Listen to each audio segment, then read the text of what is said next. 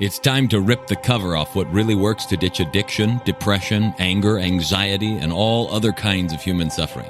No, not sobriety. We're talking the F word here, freedom. We'll share straight from the trenches what we've learned from leaving our own addictions behind and coaching hundreds of others to do the same. And since it's such a heavy topic, we might as well have a good time while we're at it.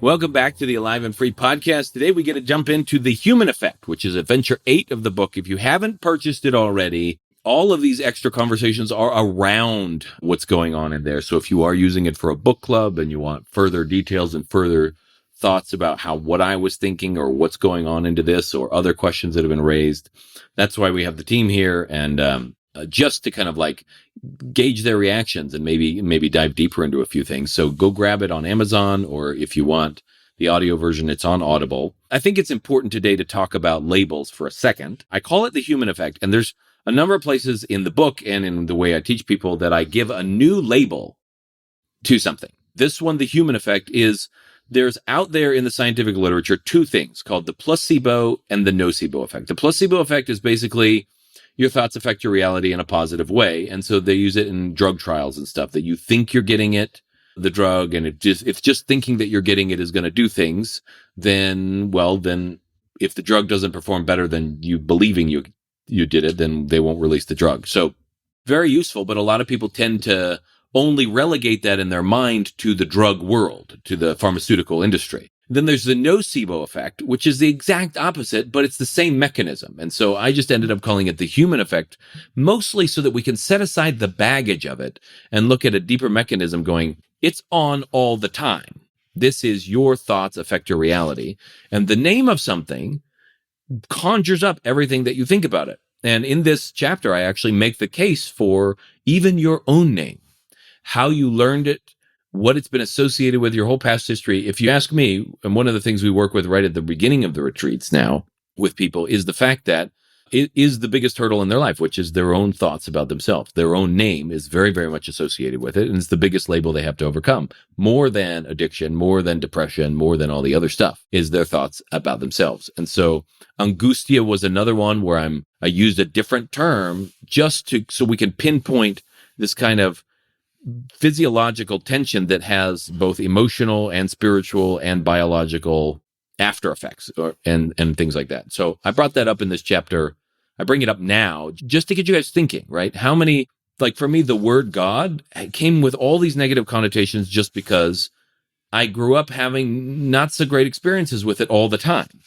But if we were to talk to Jeff, he did have some, but then like things have changed for him in terms of his faith practice. And it's a very, very powerful thing for him. And it's because of the stuff that comes with the word. And so I've had to find new words to basically talk about the same things Jeff's talking about. And a lot of our conversations have come around like, are we talking about the same thing? And we just happen to be at odds with our vocabulary.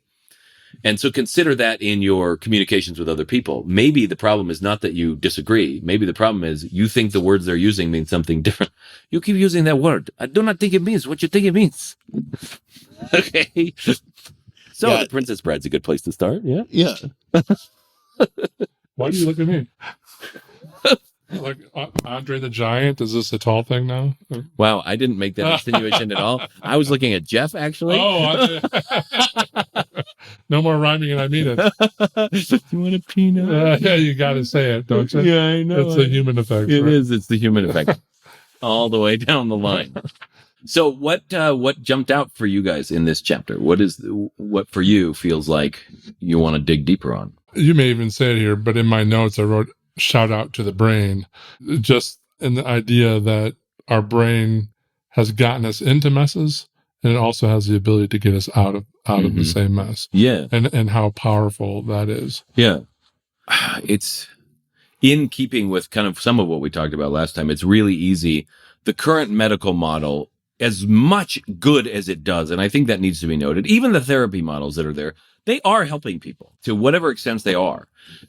And not everybody gets helped, and maybe not even most people get helped by it, but they are helping some people. So, but as much good as there, both models have this sort of diagnostic bent which is hyper-focused on finding problems, which, the human brain is very good at that because, well, a problem might mean that it's a lion and you're going to get killed or something. So it's good to find problems. But, we have a Center for Disease Control, for instance, and which means that the whole point of that organization is to find diseases and control them.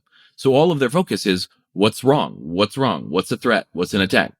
We don't have a center for joy creation, in the government. We have the Department of Defense, which used to be called the War Department. And some people have said that as soon as your country turns its name from the War Department to the Department of Defense, you're being manipulated.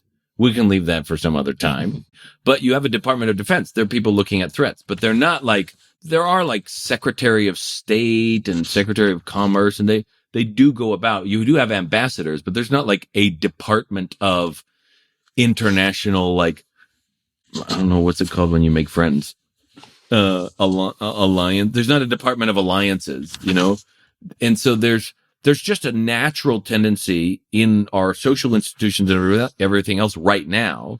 I don't know what it's like in other cultures, but right now in the West, to look for negative things. And so the shout out to the brain is to say, like, yeah, we can say the brain causes all these problems, but we can also look and say, and look at what else it's doing. I mean, if you look at the flowering of a lot of human art and architecture, as much as it might champion that humans are these suffering creatures and the human condition is one way or another, I mean, look at some of the ruins that exist on the planet and the vast amounts of humanity that have gone into, and I know the people that are like, under the guise of slavery, and, how many people were oppressed, but like there was a massive human operation that went on that has done some pretty remarkable things on the planet, all as a result of the fact that our brains can do some other things as well. And how many people are, I was talking with my uncle. I don't know if we've talked about this on this podcast before. I mean, no disrespect. He's from Texas, and they came to meet, and it was the first time I'd met him in my life, and it was just like a few months ago, and they were asking me about how my book was going, and I was in the middle of writing it, and or toward the end of writing it, and they were asking me about everything that was going on with it, and so I was telling him about that, and in the middle of the conversation, he came up and he was like, "Hey, have you seen the new stamp?" And I was like, "Well, no, what is it?" And he says, "Look right here." And it was a picture of Joe Biden, and on the top it said 0 cents. And he's like, "That right there, that's forever." And this was the guy that he's like, "So what do you do for a living?" I was like, "Well, I created a way or found a way to teach people how to use their bodies to finally eliminate depression and anxiety and whatnot through breath and movement and posture." And he just looks at me and he goes, "That stuff doesn't work." I was like, "Oh, really?" He's like, "Yeah, we've tried all that down in Texas." I was like, "You have?" "Well, I mean, I've seen a lot of stuff like this. You want to know what they do down in Texas?" I was like, "Suicide?" "Yup." "They got shotguns. You should see it on the news. It's everywhere. Every day we see all this." And he went on for a while, and I was like, "Yeah, but," he's like, talks about how many people were killed that day. And I said, "Well, how many people were born that day?" "I don't know." "How many people laughed at a joke that day? How many rays of sunshine hit somebody's skin and they smiled? How many people like hugged somebody because they were suffering that day?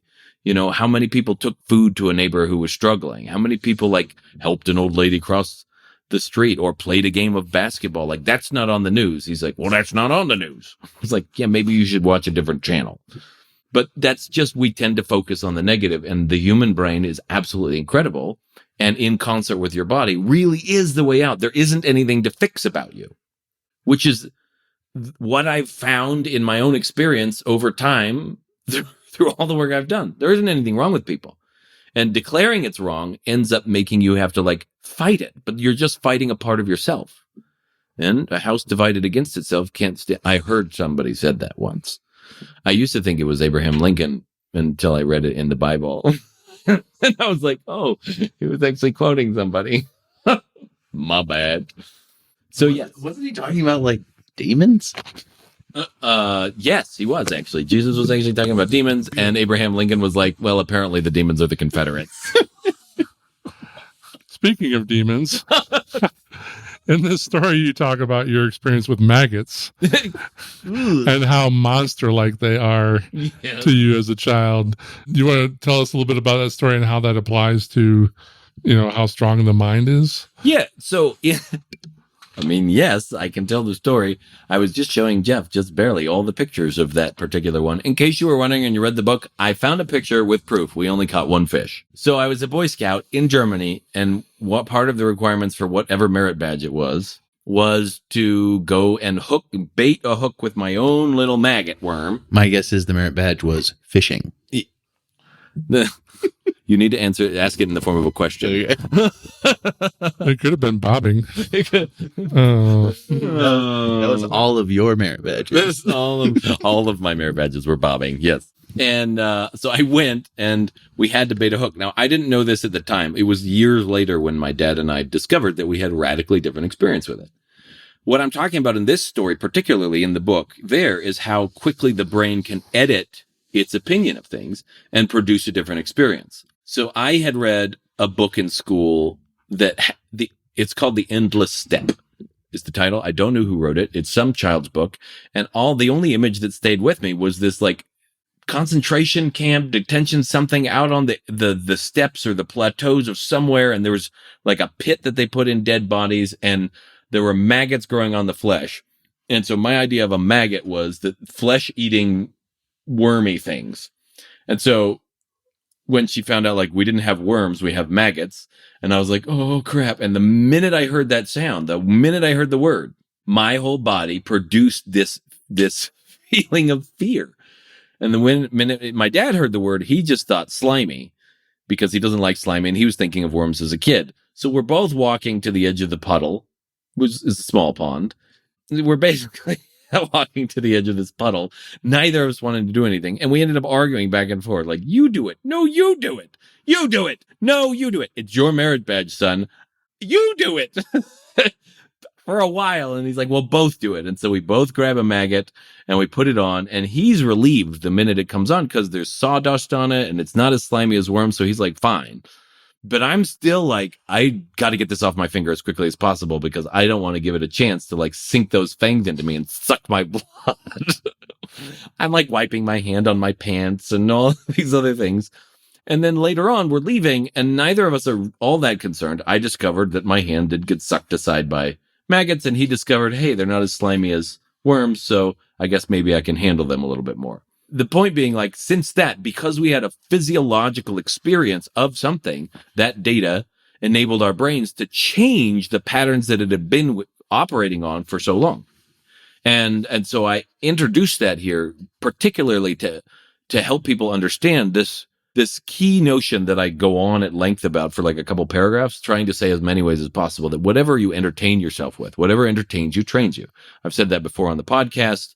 And in this case, it's very, very critical. It doesn't just train your thinking. It doesn't just train your feeling. It literally trains your body to continue to respond that way by habit, by muscle memory, until you entertain yourself with something that is different. So that's why I threw that one in there. If you or someone you know is looking to drop the F-bomb of freedom in their life, whether that's from past trauma, depression, anxiety, addiction, or any other host of emotional and personal struggles, but they just don't know how or want some help doing it, head on over to thefreedomspecialist.com/feelbetternow and check out some of the things we've got in store for you, or book a call so we can look at your unique situation and get you the help that you're looking for. You have other questions on the thing? In this chapter, we talk about the bioelectric fields of the cells, right? So this is a chapter that we go beyond the nervous system. And we're not talking just about retraining the nervous system. We're talking about the fact that each cell has an electrical field and has a way that it interacts with its environment. And depending on how that field is, each cell will function differently. This was a chapter that I had an old client reach out. He read the book and then he's like, I got to go back and I got to read it again and I'm going to mark it up. He said, this chapter alone, I've known for years that my thoughts affect my body, but I didn't, like, I've known it. I've heard people say about it for a long time. I believed it, but I didn't have a mechanism by which it happened. And this gave the mechanism, because every fluctuation of thought changes your blood pH, changes your breathing patterns, changes your tension patterns, your posture. And even pressure on a cell, like we talked about in the chapter on the weight of a dime, just pressure changes the function of a cell, changes everything about it. Posture does, even at a cellular level. So many things change the environment in which those cells exist. And if you change that environment, then the function of the body changes and can become malignant in some cases and turn into cancers and propagate really quickly, or can hamper organ function. And then those in turn get read by the brain and turned into emotional states and fears about the future, which then get sent back down into the body and form this loop of catastrophizing, which then becomes a self-fulfilling prophecy. Yeah, this for me was really cool. Like thinking about things like prayer, or even the practice of writing or something. Like, I think for so much of my life, I've just thought, oh, these are kind of thought processes that I can do anywhere. Doesn't really matter what's going on around me or how I'm feeling.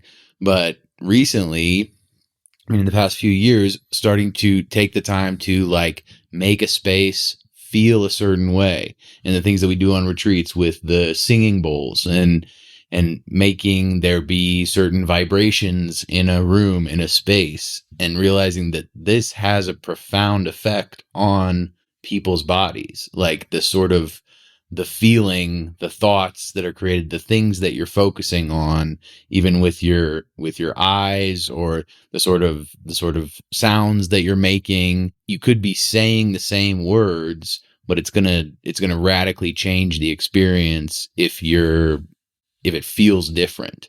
And just even seeing that on a cellular level, it felt like really, really helpful for me to read about that with all the bioelectric fields and stuff. Yeah, what I think is interesting is the conversation you and I had, I don't know, it's probably 4 or 5 months ago, or maybe even longer, at one of the retreats afterwards, where we were discussing the idea of religious practices as a technology instead of as a like a checklist item, right? Like you get the benefit later because you have to do these things to earn the benefit. Whereas like the process is the benefit.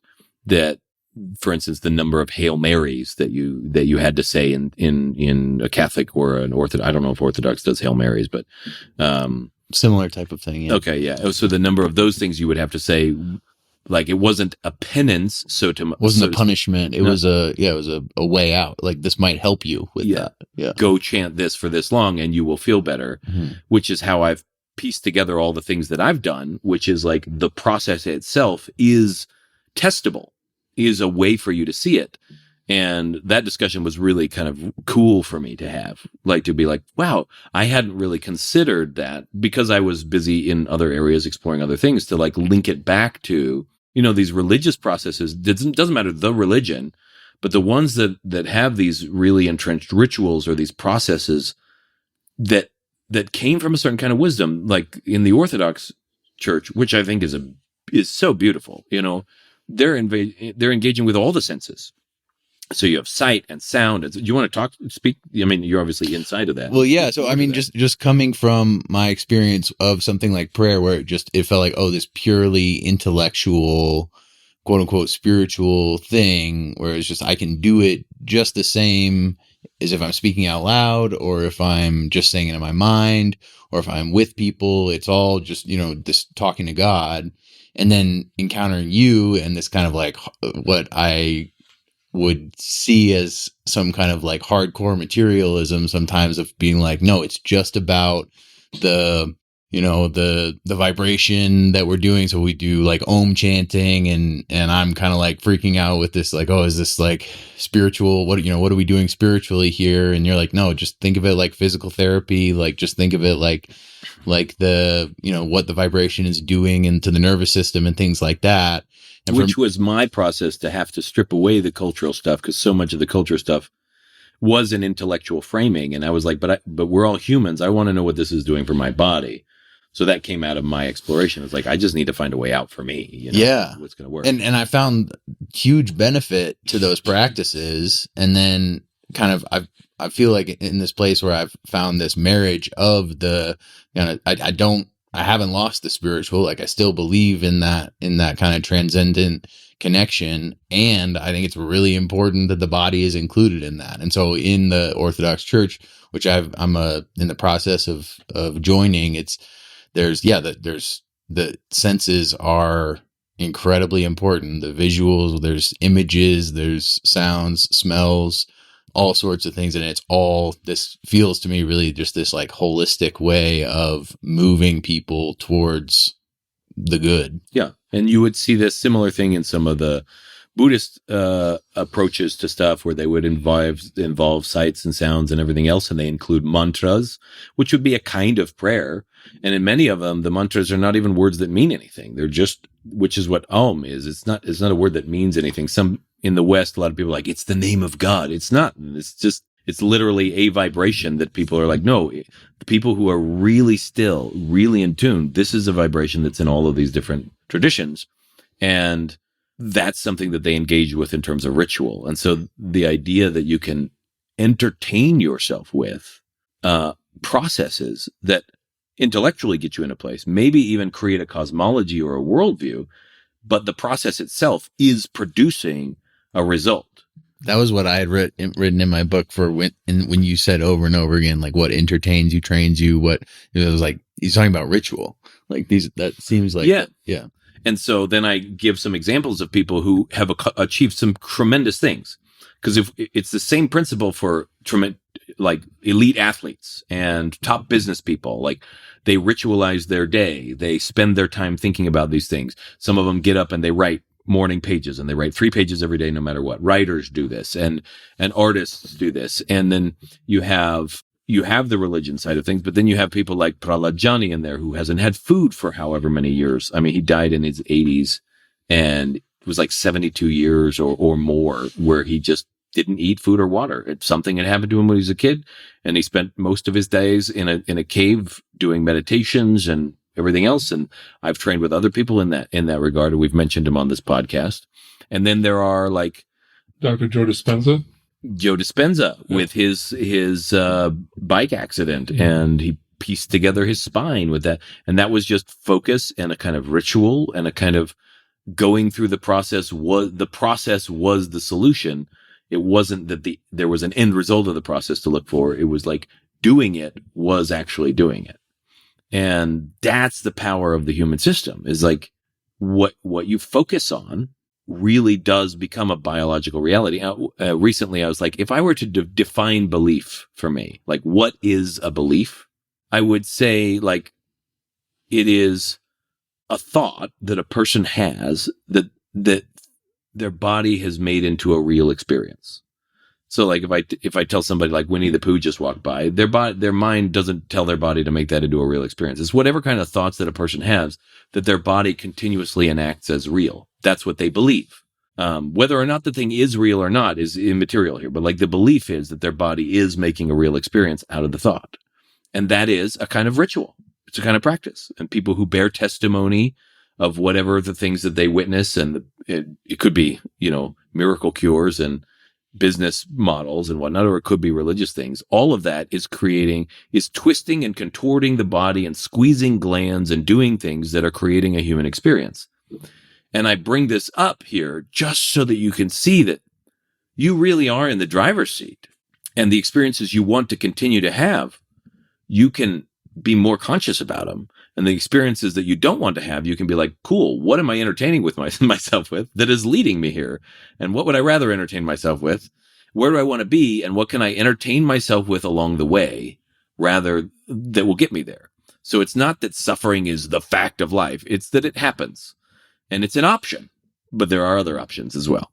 And so like, that's kind of the main gist here of that chapter, with a lot of different examples in the middle of it, including, we refer back to a couple of other people and some of their case studies and whatnot in the middle. So anything else that come to mind here? Just a hilarious story of your dad and his pilot training. What? Your dad's, he's... with the G? Yeah. Like... Wait, you mean when he's playing with the students that he was teaching? Yeah. Well, that's fun. It's a funny story. Yeah, it is. We'll let them read the book. I'm just saying there's a lot of great stuff in there. Yeah. So get the book. And next week, we'll talk about the next chapter. But this week, just consider, right?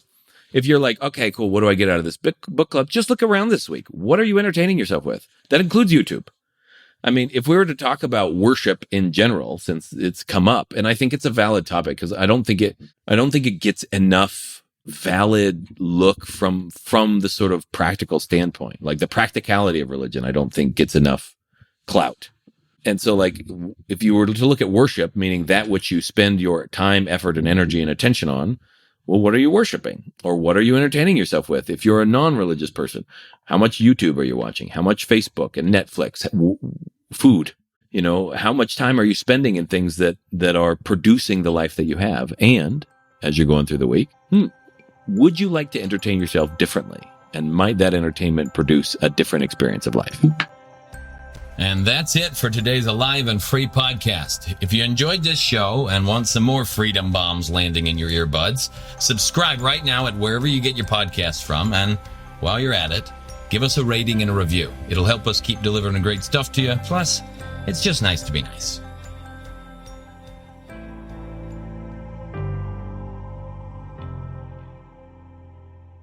This is thepodcastfactory.com.